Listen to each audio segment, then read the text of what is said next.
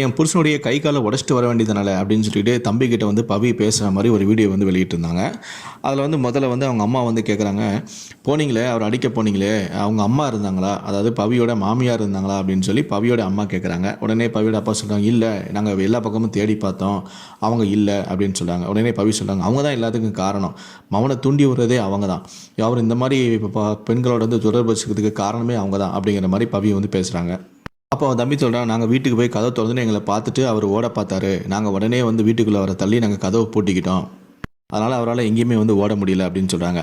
உடனே அவங்க அப்பா வந்து சொல்கிறாங்க, நான் நல்ல மொத்துன்னு மொத்திட்டேன்ல அப்படிங்கிறாங்க. உடனே அவங்க அம்மா கேட்குறாங்க, அப்போ உங்களை தடுக்கலையோ அப்படின்னு கேட்குறாங்க. உடனே பவி சொல்கிறாங்க, எப்படிமா தடுப்பாங்க, 3 பேரில் போயிருக்காங்க, தவறால் எப்படி தடுக்க முடியும் அப்படிங்கிறாங்க.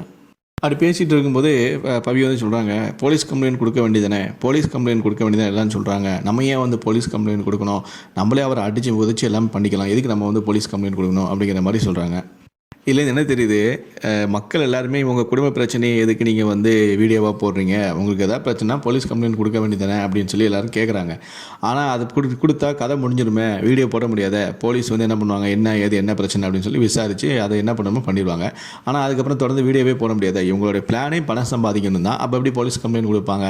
மக்கள் எல்லாருமே வந்து கமெண்டில் எதுக்கு உங்களுடைய பிரச்சனையை வந்து இந்த மாதிரி பேசிக்கிட்டு இருக்கிறீங்க, பேசாமல் நீங்கள் போய் போலீஸில் கம்ப்ளைண்ட் பண்ணுங்கன்னு சொல்கிறாங்க. ஆனால் இவங்க அதை செய்ய மாட்டாங்க. செஞ்சால் தான் இவங்க பணம் சம்பாதிக்க முடியாத, இப்படி கம்ப்ளைண்ட் பண்ணால் இவங்களால தொடர்ந்து வீடியோ போட்டு பணம் சம்பாதிக்க முடியாது. ஸோ அதுக்காக இந்த மாதிரி வந்து வேலையிலலாம் ஈடுபட்டு வராங்க. இவங்க போடக்கூடிய ஒவ்வொரு வீடியோகளையும் மக்கள் வந்து கேள்வி கேட்குறாங்க. முதல்ல வந்து நீங்கள் வந்து காரை வந்து அவர் எடுத்துகிட்டு போனார், ஆனால் கார் எப்படி உங்களுடைய வீட்டில் இருந்துச்சு அப்படின்னு சொல்லி கேட்டாங்க. அதுக்காக வந்து அதுக்குன்னு சம்மந்தமாக ஒரு 2-3 வீடியோ போட்டாங்க. அதுக்கப்புறம் நகை சம்மந்தம் பற்றி பேசினாங்க. பேசும்போதே பீரோவில் நீங்கள் சாவியோட தானே இருந்துச்சு, அது நீங்கள் நகை நீங்கள் எடுத்துகிட்டே வந்துருக்கலாமே அப்படின்னு சொல்லி கேட்டோன்னே அதுக்கு ஒரு கதையை விடுறாங்க. இல்லை நாங்கள் அந்த நகையை வச்சு தான் வீடே கட்டினோம், நகை வந்து இப்போதைக்கு இல்லை அப்படின்னாங்க. இப்போ 3வது மக்கள் எல்லாமே வந்து ஏன் போலீஸ் கம்ப்ளைண்ட் ஏன் கொடுக்கல அப்படின்னு சொல்லி கேட்குறாங்க. ஸோ அதுக்காக நாங்கள் ஏன் போலீஸ் கம்ப்ளைண்ட் கொடுக்கணும் அப்படிங்கிற மாதிரி அதுக்கு ஒரு வீடியோ போடுறாங்க. ஸோ இப்படி மக்கள் கேட்கக்கூடிய ஒவ்வொரு கேள்வியும் வந்து அவங்களுக்கு நறுக்குன்னு இருக்கிறதால அவங்க அதை அப்படியே வந்து தட்டி கழிக்கிறதுக்காக வீடியோ போட்டுக்கிட்டே இருக்கிறாங்க.